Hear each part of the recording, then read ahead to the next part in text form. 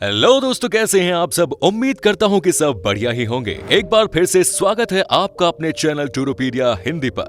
आज हम बात करेंगे एक ऐसे अफ्रीकन कंट्री के बारे में जहां के पुरुष को 2 शादी करनी पड़ती है। एक ऐसा देश जहां के सरकारी आदेश के अनुसार पुरुष को 2 शादी करनी पड़ती है और नहीं करने पर पड़ सकती है सजा भी।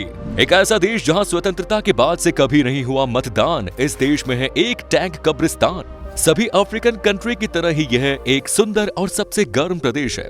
यहाँ की वाइल्ड लाइफ इस देश को समृद्ध बनाती है और यहाँ के जंगल और नदी दोनों ही सबको बहुत आकर्षित करते हैं। एक ऐसा देश जहाँ खुदाई के दौरान मानव जाति के सबसे पुराने अवशेष प्राप्त हुआ। यह देश जाना जाता है अपने स्वतंत्रता संग्राम में भाग लेने वाली बहादुर महिलाओं के कारण। दोस्तों, आज हम बात कर रहे हैं अफ्रीकी देश एरिट्रिया की। तो देर किस बात की, अपना सीट बेल्ट बांध लीजिए अच्छे से और निकलते हैं एरिट्रिया की एक शानदार सफर पर। सबसे पहले बता दें कि एरिट्रिया देश का ऑफिशियल नाम है स्टेट ऑफ एरिट्रिया, जो पूर्वी अफ्रीका का एक छोटा सा देश है। देश के दक्षिण में इथियोपिया स्थित है, पश्चिम में सूडान और दक्षिण पूर्व में जिबूती लाल सागर तट पूर्वी और पूर्वोत्तर सीमाओं के साथ स्थित है। देश का क्षेत्रफल 1,17,600 वर्ग किलोमीटर है और रिपोर्ट के अनुसार इस देश की कुल आबादी है 60,80,000 लोग। ऐसा अनुमान इसलिए लगाया जाता है कि एरिट्रिया ने कभी भी आधिकारिक सरकारी जनगणना नहीं की है। चूंकि देश में ज्यादा बड़ा शहर नहीं है, इसीलिए सिर्फ 22% लोग ही शहर में रहते हैं। बाकी के 78% लोग गांव में बसे हुए हैं। दोस्तों, एरिट्रिया देश की राजधानी अस्मारा है, जो देश की राजधानी होने के साथ साथ सबसे बड़ी शहर भी है। ये शहर 2325 मीटर की ऊंचाई पर स्थित है और ऊंचाई के हिसाब से ये दुनिया की 6ठी सबसे ऊंची राजधानी है। जुलाई 2017 में अस्मारा को यूनेस्को की विश्व धरोहर स्थल के रूप में लिस्टेड किया गया था। अस्मारा शहर की जनसंख्या 9,63,000 के करीब है। ये शहर एरिट्रिया नेशनल म्यूजियम का घर है और ये अक्सर टूर ऑफ एरिट्रिया साइकिलिंग प्रतियोगिता इनके लिए सुर्खियों में रहता है। अस्मारा को न्यू रोम के रूप में भी जाना जाता है, क्योंकि अस्मारा में पुरानी इमारतों के काफी प्रतिशत में इतावली वास्तुकला है। बेनिटी मुसोलिनी के एरिट्रिया पर अधिकार करने के बाद उसने अस्मारा को लिटिल रोम में बदलने की कोशिश की। इसीलिए उन्होंने उत्कृष्ट इटालियन वास्तुकला के साथ कई स्मारकीय संरचनाएं बनाई।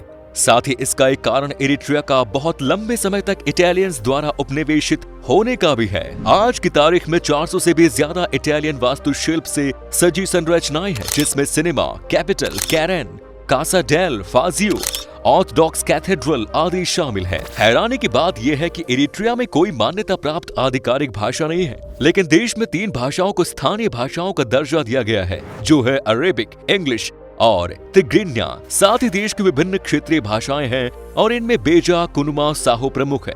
इसके अलावा इटालियन भाषा का प्रयोग भी कहीं भी होता है। एरिट्रिया में बेरोजगारी एक बहुत बड़ी समस्या है। इसके साथ ही यहाँ क्राइम भी बहुत ज्यादा है। जानकारी के लिए बता दें कि एरिट्रिया में रात को निकलना बिल्कुल सुरक्षित नहीं है, क्योंकि ये एक गरीब देश है। तो ऐसे में यहाँ के लोग आपको कभी भी अकेले देखकर लूटपाट कर सकते हैं। वैसे सभी लोग ऐसे नहीं होते, मगर बेरोजगारी की मार से ये लोग खतरनाक होते चले गए और यहाँ के युवा भी ड्रग्स के नशे में धुत रहते हैं और जब भी पैसा वाला इंसान दिखे तो लूटपाट करने की कोशिश करते हैं। दोस्तों, एक रिसर्च के अनुसार 2010 तक एरिट्रिया की कुल जनसंख्या का 62.9% ईसाई धर्म, 36.6% इस्लाम और 0.4% लोगों ने लोक धर्म को मानते हैं। ईसाई धर्म देश में प्रचलित सबसे पुराना धर्म है। देश में पहला ईसाई मठ डेब्रे सिना 4वीं शताब्दी के दौरान बनाया गया था। 2018 में की गई एक सर्वे के मुताबिक एरिट्रिया का एजुकेशनल रेट है 76.6%। 15 से 24% के युवाओं में साक्षरता दर 93.3% पाई जाती है। आपको बता दें कि एरिट्रिया में लगभग 824 स्कूल और 2 यूनिवर्सिटी हैं। इस देश में एजुकेशन ऑफिशियल तौर पर 6 से 13 साल की आयु के बच्चों के लिए अनिवार्य है। एरिट्रिया के बारे में अब तक एक सबसे चौंकाने वाली बात बताने जा रहे हैं। दरअसल इस देश में 2 शादी करना अनिवार्य है। जी हाँ, सही सुना आपने। अगर कोई पुरुष शादी करने या 2 बीवियों को रखने से इनकार करता है तो उसके खिलाफ कड़ी कार्रवाई होती है। 2 शादियां करने के लिए अगर कोई मना करता है तो उसे जिंदगी भर जेल की सजा काटनी पड़ती है। आपको बता दें कि इस देश में महिलाओं की वजह से ये अनोखा कानून बनाया गया है। दरअसल एरिट्रिया में महिलाओं की संख्या पुरुषों से ज्यादा है। जब एरिट्रिया का इथियोपिया से गृह युद्ध चल रहा था, तब देश में महिलाओं की संख्या ज्यादा थी। सबसे हैरान करने वाली बात यह है कि इस देश में महिलाओं के लिए भी कड़ा कानून है। यहाँ की महिलाएं पुरुषों को 2 शादी करने के लिए नहीं रोक सकती। अगर उन्होंने शादी में कोई बाधा डालने की कोशिश की तो उनको भी जेल में डाल दिया जाता है। दोस्तों, इरिट्रिया की पहनावे की बात की जाए तो यहाँ हर जाति के पहनावा अलग अलग होता है। बड़े शहरों में ज्यादातर लोग वेस्टर्न कैजुअल ड्रेस जैसे कि जीन्स और शर्ट पहनते हैं और ऑफिस में पुरुष और महिला दोनों अक्सर सूट पहनते हैं। इस देश के पारंपरिक कपड़ों की बात करें तो महिलाओं के लिए जूरिया नाम के चमकीले सफेद गाउन होते हैं और पुरुषों के लिए सफेद पैंट के साथ एक सफेद शर्ट होती है। इस देश के मुस्लिम समुदाय की महिलाएं पारंपरिक रूप से चमकीले रंग के कपड़े पहनना पसंद करती हैं। इरिट्रिया का सबसे ऊंचा पर्वत है इम्बासोरा, जिसकी समुद्र तल से ऊंचाई है 3018 मीटर। देश का राष्ट्रीय पशु अरेबियन ऊंट है। दोस्तों, अगर आपको नॉनवेज खाना ज्यादा पसंद नहीं है तो इरिट्रिया में आपको बहुत ही मुश्किल होने वाली है। यहाँ के खान पान में मुख्य रूप से मछली और मांस की डिश शामिल होती है। इरिट्रिया की नेशनल डिश है जिगनी और साथ ही पारंपरिक इरिट्रिया डिश में अक्सर चिकन, भेड़, बकरा या मछली का मांस शामिल होता है। कुल मिलाकर इरिट्रिया के भोजन में इथोपिया के भोजन की झलक देखने को मिलेगी। यहाँ के भोजन में आपको मक्खन, मसाले और टमाटर का इस्तेमाल ज्यादा देखने को मिलेगा। दोस्तों, इरिट्रिया में फुटबॉल और साइकिलिंग सबसे लोकप्रिय खेल है। इरिट्रिया में साइकिल चलाने की एक लंबी परंपरा है और इससे पहली बार कॉलोनियल काल के दौरान पेश किया गया था। इरिट्रिया का ये दौरा एक मल्टी लेवल साइकिलिंग प्रोग्राम है जो कि 1946 से पूरे देश में हर साल आयोजित किया जाता है। पुरुषों और महिलाओं दोनों की नेशनल साइकिलिंग टीम्स को अफ्रीकी महाद्वीप में पहले स्थान पर रखा गया है और इरिट्रिया को दुनिया के सर्वश्रेष्ठ साइकिलिंग देशों में स्थान दिया गया है। इरिट्रिया की राष्ट्रीय साइकिलिंग टीम ने लगातार कई सालों तक अफ्रीकी महाद्वीपीय साइकिलिंग चैंपियनशिप जीतते हुए काफी सफलता प्राप्त की है। साथ ही यहाँ ट्रेडिशनल हॉकी भी खेली जाती है जिसे गेम ऑफ जीना के नाम से जाना जाता है। इरिट्रिया के नागरिक बाहरी दुनिया में क्या हो रहा है इसके बारे में कुछ नहीं जानते, क्योंकि इस देश में मीडिया नाम की कोई चीज है ही नहीं। दरअसल यहाँ की मीडिया सरकार द्वारा पूरी तरह से नियंत्रित है और ये मीडिया सरकार के प्रशंसा के अलावा कुछ नहीं दिखता। इस कारण से बाहर की दुनिया के साथ इरिट्रिया का संचार अलग थलग रह गया। देश के लोगों का अपना सोच सबके सामने रखने का कोई अधिकार नहीं है। सबसे बड़ी बात यह है कि किसी भी विदेशी पत्रकार को इरिट्रिया में आसानी से प्रवेश करने तक की अनुमति तक नहीं है। इसलिए वर्ल्ड प्रेस फ्रीडम इंडेक्स के अनुसार इरिट्रिया मीडिया दुनिया में सबसे खराब में से एक है। इरिट्रिया के जातीय समूहों में से सबके संगीत और साथ में नृत्य की अपनी अनोखी शैली है। यहाँ के सबसे प्रसिद्ध पारंपरिक डांस है टिग्रिनिया गुएला। पारंपरिक इरिट्रिया ट्रिगिनिया डांस में 2 मुख्य स्टाइल शामिल हैं। इसमें से एक को कहा जाता है कुदा, जिसमें डांसर्स एक सर्कल बनाते हैं और संगीत के साथ गोल गोल घूमते हैं। म्यूजिक के लिए भी इरिट्रिया के लोगों में काफी दीवानगी है। इरिट्रिया का हेलन मिल्स एक लोकप्रिय ट्रिगिनिया गायिका है जो अपनी शक्तिशाली आवाज और गायकी के लिए प्रसिद्ध है। अगर इरिट्रिया देश के इतिहास की बात की जाए तो इसकी स्थापना 2री शताब्दी के दौरान हुई थी।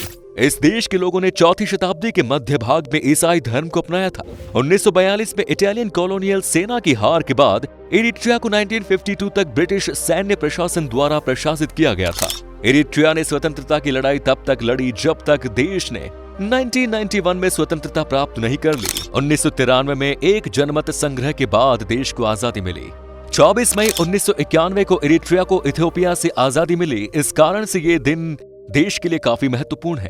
अभी देश की सत्ता सिर्फ एक पार्टी के हाथों में है, क्योंकि ये देश चीन की ही तरह एकल दल पर आधारित है। यहाँ सिर्फ एक ही party People's Front for Democracy and Justice को कानूनी मान्यता प्राप्त है। दोस्तों, इरिट्रिया की नेशनल असेंबली में 150 सीट्स हैं। ये इकलौता देश है जहां स्वतंत्रता हासिल करने के बाद आज तक चुनाव नहीं हुए हैं और ईसाई अफवर्की 1993 से लेकर आज तक देश के राष्ट्रपति बने हुए हैं।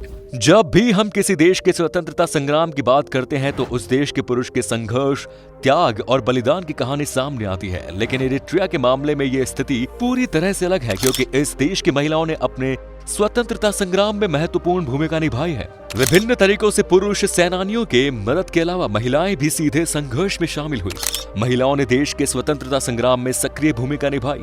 एक सर्वे के अनुसार इरिट्रिया के स्वतंत्रता सेनानियों के 30% से अधिक सदस्य महिलाएं थी। दुनिया के अन्य सभी मुक्ति आंदोलनों की तुलना में इस समूह में महिलाओं का प्रतिशत सबसे ज्यादा था।